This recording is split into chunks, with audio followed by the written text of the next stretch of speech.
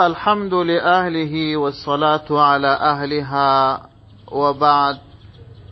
محترم او معزز ورونو، د دین د ابتدایي زده کړو د درسونو په سلسله کې مو څو درسه د خویندو لپاره ځانګړي کړي وه. په هغو درسو کې نننی درس مو دې ته ځانګړی کړی دی چې د ښځو حجاب یا د ښځو پرده کول د دې حیثیت څه دی. دلته په یو خبره باندې ځان پوه کول پکار دی، هغه دا چې حجاب تعریف لري. حجاب دې ته ویل کېږي چې د ښځې ټول بدن پټ وي، یوازې د سترګو یوه حصه چې لار په ویني، نور بدن یې ټول پټ کړی وي، دې ته حجاب ویل کېږي. خو ځینې کسان بیا د حجاب تعریف داسې کوي چې نور بدن یې پټ وي، ګردی مخ لاسونه یې ښکاره وي، دا حجاب بولي. نقاب بیا دا بولي چې پر مخ باندې هم یو شی راځوړند وي. خو زموږ د مذهب علماو چې کم تحقیق کړی دی، هغوی دا وایي چې د ښځې مخ پټول دا حجاب دی، نور بدن به یې پټ وي. پر هغه باندې خو د امت اتفاق دی، بلکې مخ پټول دا هم حجاب دی. حجاب یا پرده کول فرض ده. علماء لیکلي دي چې د حجاب پر فرضیت باندې آیاتونه هم سته، احادیث هم سته. یو آیت دی د سورة نور 11 نمبر آیت دی چې الله جل جلاله فرمایي وقل للمؤمنات يغضضن من أبصارهن. و ای پیغمبره مؤمنانو ښځو ته ووایه چې دوی خپلې سترګې پټې کړي د نامحرمو څخه.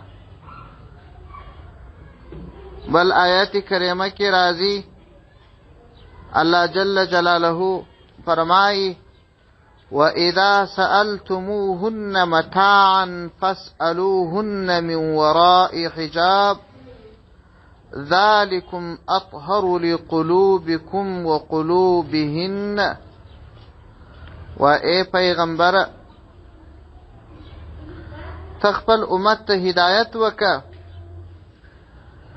او کله چې عام مسلمانانو ته اعلان دی، وای کله چې تاسو وغواړئ د پیغمبر علیه السلام د بیبیانو څخه کوم شی وغواړئ، نو د دې څخه د پردې تر شا، یعنې دا چې ستاسې او د دې په منځ کې یو حجاب وي، یو پرده وي، په داسې ډول یې وغواړئ. دا ستاسې د زړونو ډیر پاک ساتونکی دی، او د دې یعنی د بیبیګانو د زړو هم پاک ساتونکی دی. بل آیت کې راځي الله جل جلاله فرمایي سورة احزاب 50 نمبر آیت دی یا ایها النبی قل لأزواجك وبناتك ونساء المؤمنین یدنین علیهن من جلابیبهن. و ای پیغمبر ته خپلو ښځو او خپلو لوڼو ته ووایه، او د مؤمنانو ښځو ته ووایه چې پر خپل ټول ځان باندې دي د حجاب یو ټوکر، یو پرده، یو پړونی واچي. علماء لیکلي دي وای کله چې دغه مبارک آیت نازل شو، تفاسیرو دا خبره را نقل کړې ده. وایي تر دې وروسته به نو بیا د مؤمنانو ټولې ښځې چې کله به راوتلې نو خپل ټول بدن به یې پټ کړی و، یوازې یوه سترګه به یې ښکاره کړې وه چې فقط لار ورباندې وویني. همدا ډول په روایاتو کې راځي. یو روایت دی چې ترمذي شریف په جلد اول صفحه 140 کې را نقل کړی دی. پیغمبر صلی الله علیه وسلم فرمایي المرأة عورة فاذا خرجت استشرفها الشیطان. وایي ښځه ټول عورت ته یعنې دا چې باید پټ کړل سي داسې یو شی ده. یعنې د ښځې لپاره پرده ضروري ده، ځکه کله چې ښځه د باندې ووځي نو شیطان په پسې سي، د خلکو نظرونه ور اړوي چې و دې ښځې ته متوجه سي.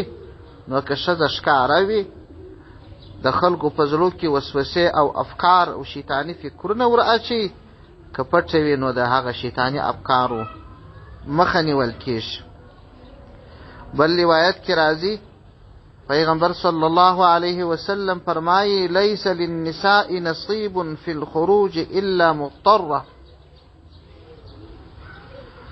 وای دا تبرانی را نقل کړی دی په جلد صفحه 4 کې. پیغمبر علیه السلام فرمایي وای ښځه چې د باندې نه وځي، ځکه ښځه په د باندې وتلو کې ښکاره کېږي، یوازې د اشد ضرورت په وجه باندې دې وځي، ځکه د ښځې دپاره حجاب دی او په کور کې ښه حجاب دی، د باندې چې وځي حتمن به حجاب کوي. او دې ته ورته نور روایتونه هم راغلي دي چې دا د ښځو وتل او د ښځو نه پرده کول څومره تاوانونه لري، په دې کې علماو خبرې کړي دي. او د ښځې پرده کول څومره فایدې لري، په دې کې علماو خبرې کړي دي. یو روایت کې راځي چې ریاض الصالحین دا نقل کړی دی جلد اول صفحه 143 پیغمبر صلی الله علیه وسلم فرمای ما اتخوف فتنة اضر على امتي من النساء. زه د خپل امت لپاره پر هیڅ فتنه دومره نه بیریږم، نه زما امت ته دومره خطرناکه ده لکه د ښځو فتنه. د ښځو فتنه زه تر ټولو خطرناکه بولم د خپل امت لپاره. همدا ډول که چیرې ښځه بې حجابه وي او یو څوک ورته وګوري نو دغه کس په بدنظرۍ باندې اخته سو، او بدنظري حرامه ده په شریعت کې. رسول الله صلی الله علیه وسلم فرمایي څوک چې بدنظري کوي پر هغه باندې هم د الله تعالی لعنت دی، او څوک چې بدنظرۍ ته ځان آماده کوي او د بدنظرۍ لپاره ځان را مخته کوي، خپل حسن بل چاته ښکاره کوي، پر هغه باندې هم د الله تعالی لعنت دی. نو که چیرې یوه ښځه د باندې راوځي حجاب یې نه یې کړی نو یو څوک بدنظري ورته کوي، پر هغه د الله تعالی لعنت دی. دا چې دا سبب د دې جوړه سوه د یو چا د بدنظرۍ، پر دې هم د الله لعنت دی. او همدا ډول معاذ بن جبل رضی الله عنه روایت کړی دی، دی مبارک فرمایي چې رسول الله صلی الله علیه وسلم فرمایي هغه ښځه چې پر الله پاک او د قیامت په ورځ ایمان لري د هغه لپاره دا جایز نه ده چې د خاوند د کور څخه د خاوند د بې اجازې راووځي. او دا زموږ د فقه شریف مسله ده چې ښځې ته د خپل کور څخه د خاوند بې اجازې وتل حرام دي. بل روایت کې راځي، بلکې دا روایت مختلف د احادیثو کتابونو په مختلفو الفاظو را نقل کړی دي. پیغمبر صلی الله علیه وسلم فرمایي د لاس زنا د نامحرم چا نیول دي، د سترګو زنا نامحرم چاته کتل دي، او د ژبې زنا د نامحرم سره خبرې کول دي. نو که یوه ښځه بې حجابه راوځي، طبیعي خبره ده چې په بار بار به دې ته نظر کېږي، او دا به د دې سبب جوړېږي چې ډېر خلک د دې په وجه باندې د سترګو په زنا کې واقع سي. د کبیره ګناهونو یو کتاب دی الکبائر، امام ذهبي رحمه الله تالیف کړی دی. هغه یو روایت را نقل کړی دی، او دغه روایت کې 6 ګناهګارې ښځې ښودل سوي دي چې د دې درسونو په شروع کې موږ په تفصیل سره هغه روایت بیان کړي. دلته بیا د حجاب په وجه باندې فقط یوه برخه را نقلوو. حضرت علی او حضرت فاطمه رضی الله عنهما د پیغمبر علیه السلام خدمت ته حاضر سوه چې د پیغمبر صلی الله علیه وسلم په چهره مبارکه کې خفګان ولیدی. بیا یې پوښتنه ځینې وکړه. رسول الله صلی الله علیه وسلم په جواب کې ورته وفرمایل، ما د معراج په شپه د خپل امت ښځې په جهنم کې په ډول ډول عذابونه مبتلا ولیدلې، او هغو ته چې کوم عذابونه ورکول کېدل هغه دومره سخت او هولناک وه چې زه د هغه عذابو تصور وکم ما ته ژړا او غم پیښ سي. دا چې په څه عذابونو باندې اخته وې هغه مو مخکې په تفصیل سره د هغه بیان وکړي، هغه حادث مو په تفصیل باندې بیان کړي. حاصل دا چې دغه حجاب نه کول، پرده نه کول، دا د ډیرو ګناهونو او د ډیرو بدعملیو دپاره یو دروازه خلاصول دي. د قرآن څخه مخالفت دي، د احادیث څخه مخالفت دي، د امت د علماو څخه مخالفت دي. لہذا د ټولو خویندو څخه هیله دا ده چې راسي ثواب وګټي، راسي د قرآن اتباع وکړي، راسي د احادیثو اتباع وکړي، راسي د علماو خبرې ومني. تاسې ته به داسې کسان پیدا سي چې هغه به دا دین تاسې ته داسې ښکاره کړي چې حجاب ضرور نه دی، پرده ضرور نه ده. د دې دپاره به ډول ډول دلایل پیدا کړي. خو پر دې خبره باندې زه ډېر ټینګار کوم چې د دین په چوکاټ کې په حقیقي ډول اوسېدل یو څه ستړیا لري، ګټې یې زیاتې دي، او هر دلیل د منلو وړ نه دی. ځکه د هرې موضوع دپاره دلایل خورا ډېر ډېر پیدا کېدلی سي. لکه د یوه اړخه څخه چې دغه حجاب نه کول تاوانونه لري، او د بله اړخه څخه بیا د غومرې ډېرې ګټې لري. رسول الله صلی الله علیه وسلم فرمایي، وایي د قیامت په ورځ به هره سترګه ژاړي ما سوا د هغه سترګې څخه چې د بدنظرۍ یعنې نامحرم چا د کتلو څخه په امن وي. او همدا ډول حضرت عبدالله ابن عباس رضی الله عنه فرمایي چې رسول الله صلی الله علیه وسلم وفرمایل، یعنې نامحرم چاته کتل د شیطان د غشو څخه یو زهریله غشی دی. که کوم څوک چې د زړه د غوښتنې سره بیا هم خپل نظر کتل لیرې کړي، داسې چاته چې هغه ته کتل جایز نه وي، نو الله پاک د ده د دغه کتلو په بدله کې د ته داسې پوخ ایمان ورکړي چې خوند یې دی په خپله محسوس کړي. نو دا د حجاب کولو ګټې او فایدې دي.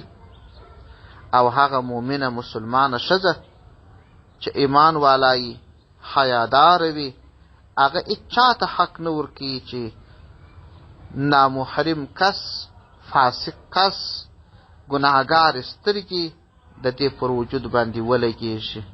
مسلمانو خویندو هېچا ته اجازه مه ورکوئ چې ستاسې قرآني حکم مات کړي.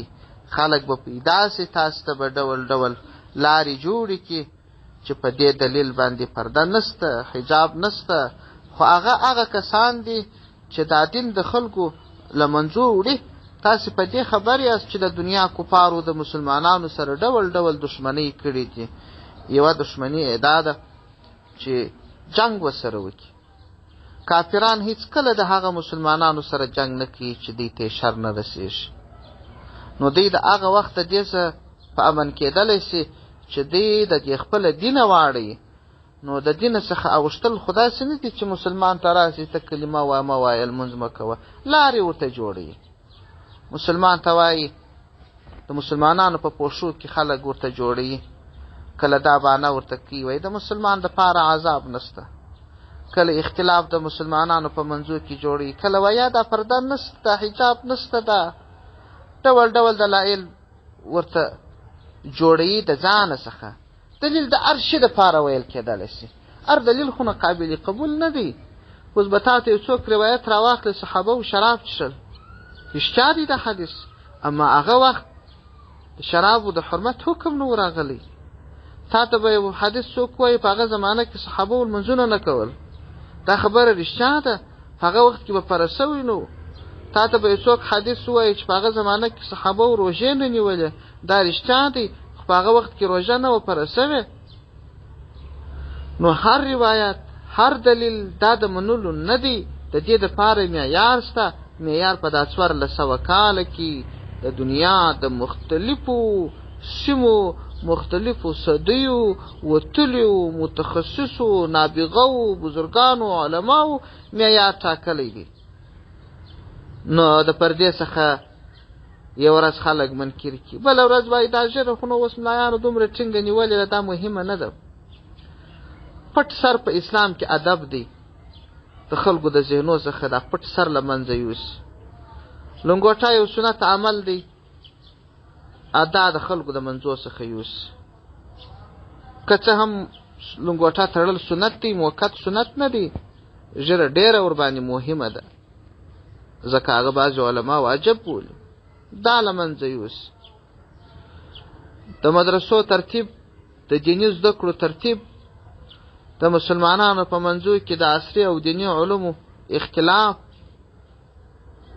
او د عصري زده کوونکو د دیني زده کوونکو اختلاف، دا فتنې د مسلمانانو منځو ته واچي. کرار مسلمانان له منځه د مسلمانانو د منځو څخه کامل دین یوسي. کامل دین چې ځینې یوړي عبارت دی، ځینې بېغمه دي، بیا کار نه په لري، بیا چې دوی غواړي هغسې ورسره کوي. نو د الله په خاطر خپل دین د خپل مذهب په رڼا کې مه پرېږدي، هغه کلک ونیسئ. څه چې دا 1400 کاله علماو تاسو ته ویلي دي په هغه عمل وکړي. نوي خبرې چې تاسو ته په دین کې راځي دا مه کوئ. دا خبرې مه منئ چې دا دی اوس پوس ولا پخوا موږ ملایانو خطا ایستلو. ملایانو ته نو څه پیدا وه چې تاسې پخوا خطا ایستلاست؟ ملایانو ته نو چا پیسې ورکولې چې تاسې خطا ایستلاست؟ دین د علماو زده دی. او دا خبرې هم مه منئ چې په خارج کې اوسېږي دا دی اوس موږ پر ملایانو پیر شو.